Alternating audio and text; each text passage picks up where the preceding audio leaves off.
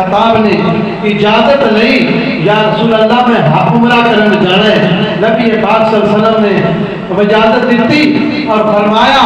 اے میرے بھائی عمر، اے میرے بھائی عمر، لوگ آتے کلام پڑھ دیں اپنے اپنے کلام پڑھائے کہ علی ورگا کوئی پیر بکھا مینوں جنگلیاں نے کلام کہ علی بعد نبی دا ویر بکھا، بہت ساری حدیثاں جو دی صحابہ دے بارے چاہتا ہے ایک ترمذی دی حدیث ہے، نبی پاک صلی اللہ علیہ وسلم نے فرمایا اے میرے بھائی عمر، اے میرے بھائی عمر، عمرہ کرن جا اوتے سانوی دعاواں وچ یاد رکھی،